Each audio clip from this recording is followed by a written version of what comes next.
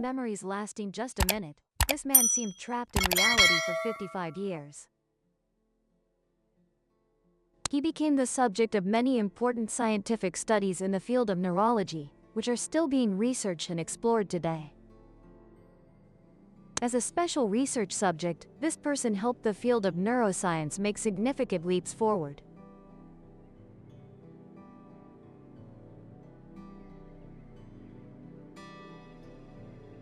The effects of the brain surgery.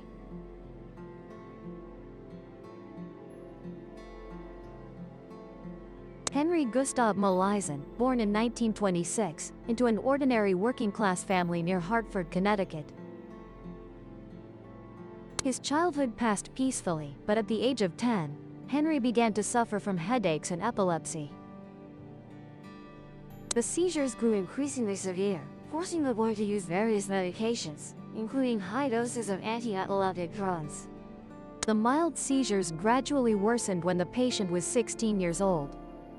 11 years later, the young man could no longer work or live a normal life. He was even advised not to marry or have children. Given this situation, in 1953, Henry was taken to Hartford Hospital in Connecticut, where neurosurgeon William Beecher Scoville was working. Dr. William tried various treatments to control his epilepsy, in addition to daily medication. Specializing in brain surgery, he believed he had identified the part of the brain related to epilepsy. In the 1940s and 1950s, when understanding of the human brain was still very rudimentary, Dr. Scoville performed many aggressive surgeries, especially brain surgeries on famous individuals. In Henry's case, the doctor suggested removing a part of his brain to stop these epileptic seizures. Although aware that this was only an experimental procedure with many risks, the promise of being freed from the torment of epilepsy made Henry willing to undergo the surgery. On August 25, 1953, Henry underwent a terrifying surgical procedure, far removed from the advanced techniques performed in some modern facilities today. The doctor drilled into the patient's skull with a handheld drill and some local anesthesia, then removed parts of the brain, including the anterior half of the hippocampus and most of the amygdala, believed to be the cause of the seizures. Before closing the skull, William inserted small metal pieces into the patient's brain to mark and precisely identify the removed area. Initially, the surgery seemed perfectly successful. The frequency and severity of seizures decreased significantly, the patient's personality remained unchanged, and intelligence test results showed no alterations. But soon after, side effects began to occur. Henry frequently became disoriented, unable to recognize the roads around the hospital and remembering nothing about his daily life. Although he had memories of his childhood and most of his past before the surgery, he struggled to form new memories, unable to recall what happened the day before, or the names of doctors he had met just minutes earlier, even forgetting the way to the bathroom.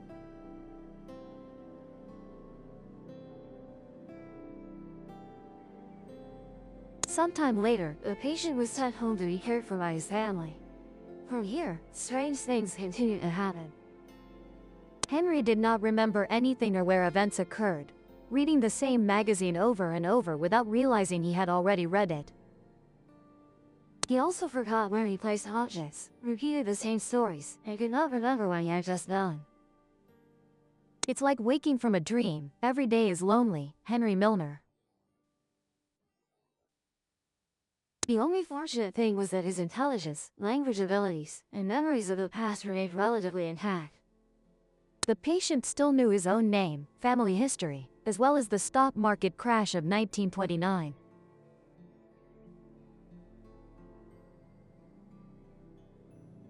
Special research subject. Scientists believed Henry was suffering from an acute case called Anterograde amnesia, meaning a complete inability to form new memories or create new memory abilities. In Henry's case, he could only retain new memories for about a minute, after which they would be completely lost. This made work difficult for Henry. He had to be retrained continuously because he could not remember what he had just done. His health and personal hygiene were also affected, as he did not remember whether he had brushed his teeth, what he had eaten, and even when his parents passed away, he did not remember if they were still alive. Researchers almost had to reintroduce themselves every day when they came to study him. During this period of memory loss, Henry was the subject of experiments that helped clarify many issues in the field of neuroscience and brain function. Some studies considered him the most important patient ever studied in neuropsychology. He changed the way scientists viewed brain function.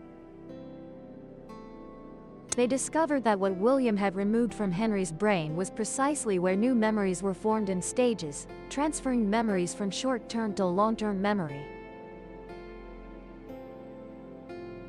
But motor skills and long-term memory were stored elsewhere. Susan Corkin, a professor of neuroscience at the Massachusetts Institute of Technology, had been involved in monitoring Henry since she was still a virgin. She recounted that every time they went out, just a minute later, Henry would forget they had just been sitting together and would introduce himself as if they were strangers.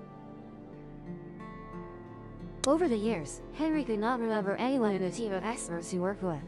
Most of the time, he was at the hospital solving crossword puzzles. In other words, until the end of his life, Henry was imprisoned in his own time and mind. Thus, from a personal perspective, Corkin believed that Henry's amnesia also brought some benefits. The patient was never sad or disappointed. He seemed to achieve a mental state that modern meditation practices aim for. In Henry's case, memory loss was both a prison and a liberation. In 1962, Dr. Brenda Milner from McGill University in Canada published the results of a series of experiments conducted on Henry after meeting him. The research, at Dr. Williams' suggestion, most notably involved the scientist asking the patient to repeatedly draw a line between two stars. Henry did not remember he had completed the task, so he kept drawing each time he was given a new sheet. Over time, his drawings became increasingly beautiful. This demonstrates that even without being conscious of it, Henry learned new motor skills through repeated practice. Therefore, this type of memory must be separate from the system that records events, faces, and experiences, and is stored in a place unaffected by the 1953 surgery. Thanks to Henry, Milner discovered that humans possess multiple memory systems located in different parts of the brain. This is considered a major breakthrough in neuroscience. In his old age, Henry requested to donate his brain to science so his condition could be better understood. He lived a life where he truly did not know anyone. Almost every day was a new beginning for him. Faces and events gradually faded away. Everyone around him was a stranger, and his life essentially started over every minute. Henry's brain is now preserved at the University of California, San Diego, where he died at age 82 from respiratory failure. This is considered the most famous brain ever known, an eternal tribute to the man who forgot everything. Recalling her former patient, Professor Corkin could not help but admire him. Do you think anyone would want to be in Henry? He suffered a tragic fate, but made the best of it as much as possible. He showed the world that he could still contribute despite his impairment. Henry's story is truly inspiring. The man without a brain. After all, perhaps Henry's case was still luckier compared to the student in England treated by Dr. John Lorber, a professor of pediatrics at the University of Sheffield. This student often suffered from minor illnesses. Until one CT scan, Professor Lorber discovered this person had almost no brain. Normally, the two cerebral hemispheres should fill the skull with a thickness of 4 to 5 centimeters, but this student only had a thin 1 millimeter layer of brain tissue covering the top of his. No one understood how this guy could still live normally and even have an IQ as high as 126. He studied very well, having earned an honors degree in mathematics. In 1970, this young man died at the age of 30. During the autopsy, the doctors were once again extremely surprised to see he had almost no brain.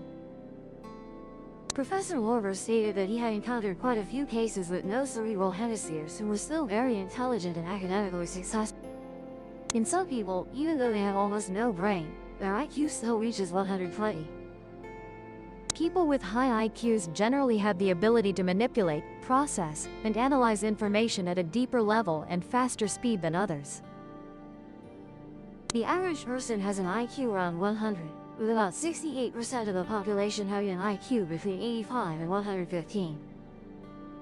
Modern medicine believes that the brain is closely linked to the ability to control the entire body and human intelligence. Therefore, when a person has no brain yet their IQ remains high, this is truly puzzling. Why are there some people with no brain or severe brain damage who still live like normal people for a long time? Could it be that their bodies are controlled by some other system we don't yet know? Recent studies on the relationship between consciousness and the brain, as well as near-death experiences, have made significant progress. Researchers have found that consciousness seems to be independent of the brain. In many cases, people with near-death experiences can be considered as having died, with their hearts stopped. But upon waking, they accurately recounted what happened during the time they were presumed dead. Some also described how the state of the soul leaving the body occurred. Similarly, medicine also records the phenomenon of terminal lucidity in Alzheimer's patients. Patients with dementia, who exhibited fragmented thinking and incoherent speech for many years, suddenly regained lucidity right before death. One plausible explanation offered is that the human brain merely functions as a tool. Through it, consciousness or the soul controls the body to operate in the way consciousness desires. True consciousness may not necessarily be tied to the brain but could reside elsewhere in the body. Therefore, when the brain is damaged, you can still control the body through another channel. However, this is likely one of the very few possible cases, as the brain still plays an extremely important role for the human body. What do you think about these special people? Share with us in the comments section below. If this is your first time learning about this channel, please support us by subscribing and don't forget to turn on notifications to watch free videos on the. And now, goodbye and see you again tomorrow.